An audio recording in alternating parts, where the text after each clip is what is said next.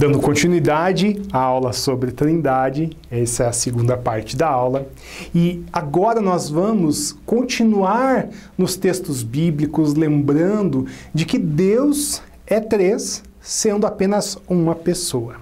Bom, como eu já disse, é muito difícil de explicar isso. Existem volumes da teologia muito grandes, 800 páginas, falando do conceito da Trindade. E se você for ler, você vai chegar ao final desses volumes e não vai chegar a uma compreensão correta de quem é Deus apenas lendo, estudando, porque quem vai confirmar isso para você é o Espírito Santo. Ele fala no nosso coração, ele fala conosco intimamente a respeito disso e nos ensina.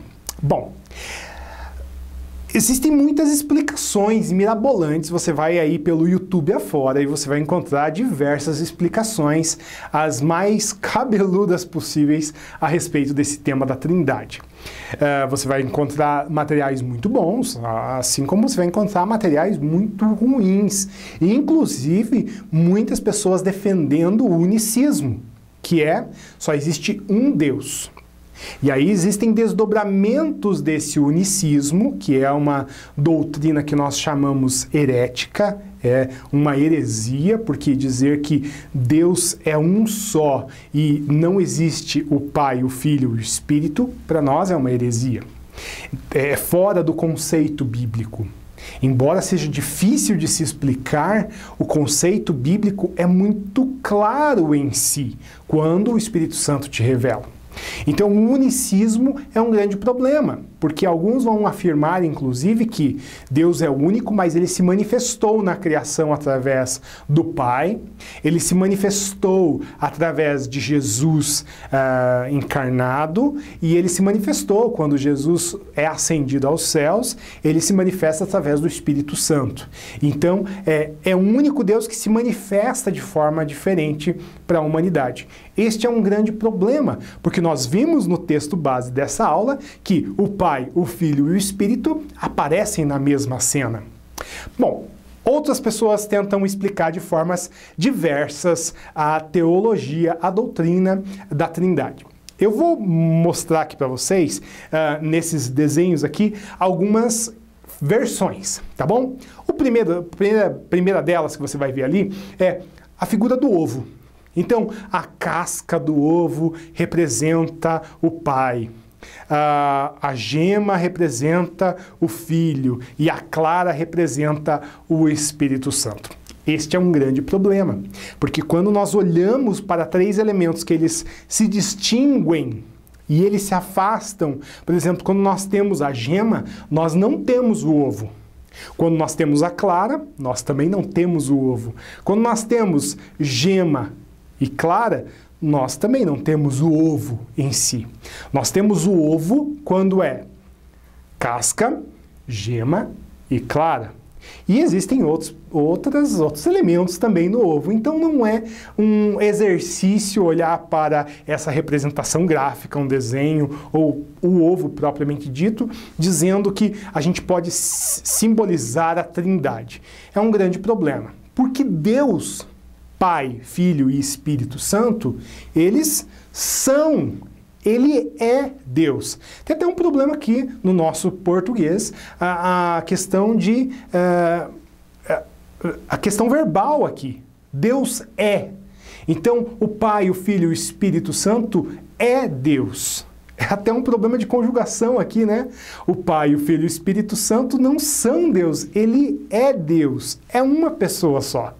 Então, quando nós tiramos Deus da Trindade, Deus Pai da Trindade, ele sozinho não é Deus. Embora seja Deus na sua essência, os três é que são Deus. Três pessoas formando uma única divindade. Outro elemento interessante é a vela. Então você junta as três chamas da vela e aí você olha para esse fogo. O fogo é um só, embora hajam três pavios ali encostando um no outro para produzir a chama. Esse é outro elemento. Você tem três elementos alimentando aquela chama. Também a mesma coisa, eles isoladamente são pessoas distintas. É um grande problema nós fazermos essas analogias. O triângulo equilátero, por exemplo, é outro simbolismo que as pessoas usam. Também é incompleto. Nós temos um lado e outro lado. Quando nós tiramos um lado, ele deixa de ser um triângulo. Ele já não é mais um triângulo. Quando você tem 3 lados, é que temos um triângulo. E o Pai, o Filho e o Espírito Santo, eles são Deus. O Pai é Deus, o Filho é Deus e o Espírito Santo é Deus.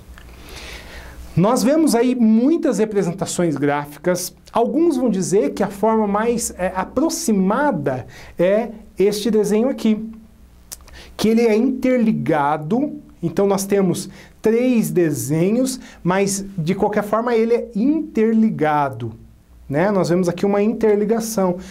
De fato, pode até ser que seja uma representação gráfica mais aproximada, mas vamos pensar, nós não precisamos de elementos gráficos.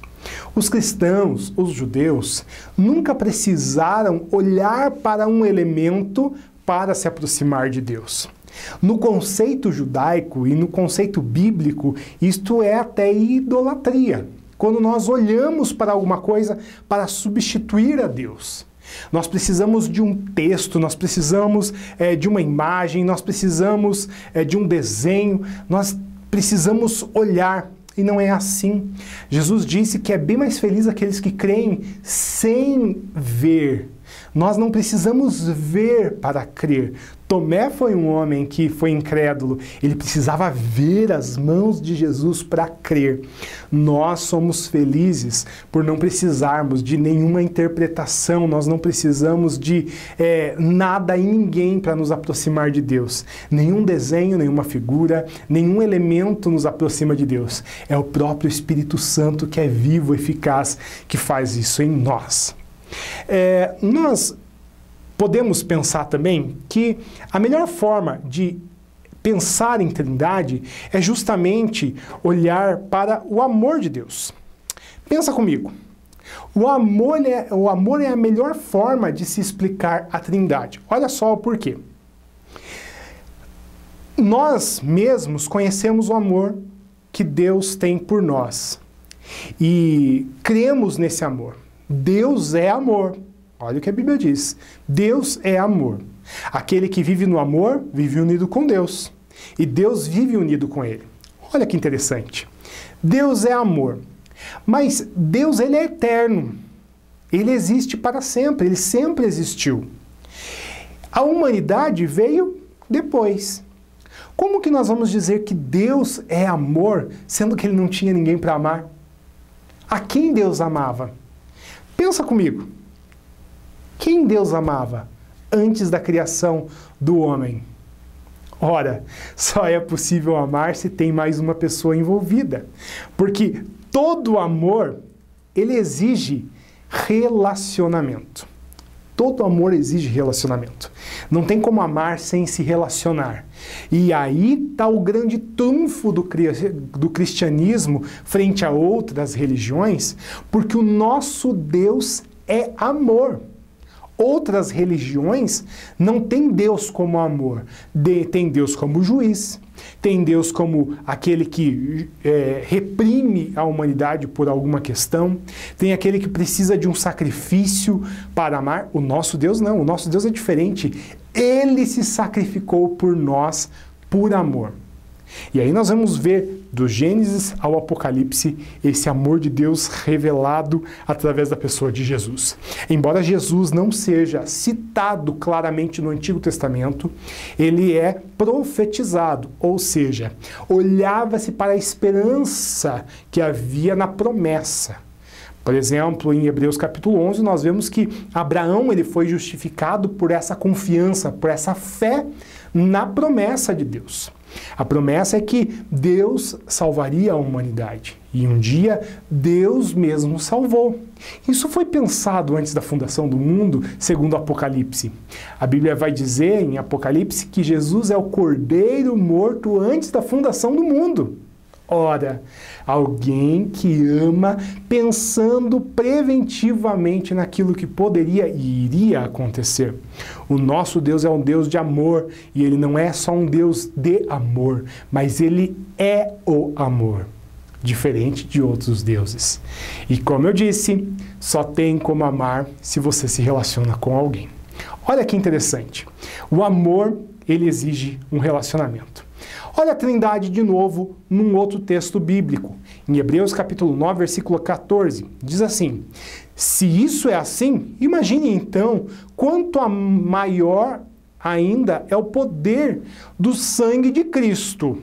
Cristo, por meio do Espírito Santo, o Espírito Eterno, ele se ofereceu a si mesmo a Deus. Ora, aqui nós temos mais uma comprovação de que Cristo, ele se ofereceu pelo Espírito a Deus. E ali no finalzinho nós vemos ainda, que e o seu sangue nos purifica por dentro, tirando as nossas culpas, assim podemos servir ao Deus vivo. Ora, nós vemos o conceito de trindade no mesmo versículo e as três pessoas se manifestando, as três pessoas apresentando a salvação a nós. A obra salvadora de Jesus não é apenas de Jesus, mas é a obra salvadora de Deus para a humanidade. E todos as três pessoas estão envolvidas na salvação. Quem nos salva é Deus através do sacrifício de Jesus, o seu Filho único, através da manifestação do Espírito Santo que nos convence do sacrifício de Jesus por nós, e esse sacrifício nos aproxima de Deus. Olha que interessante, Deus Pai, Filho e Espírito Santo trabalhando juntos para salvar as nossas vidas. Aqui nós terminamos então a segunda parte dessa aula nesse conceito de que Deus é amor e por ele ser amor, ele se relaciona entre ele e também derrama esse relacionamento nas nossas vidas como filhos de Deus. Daqui a pouco a gente continua.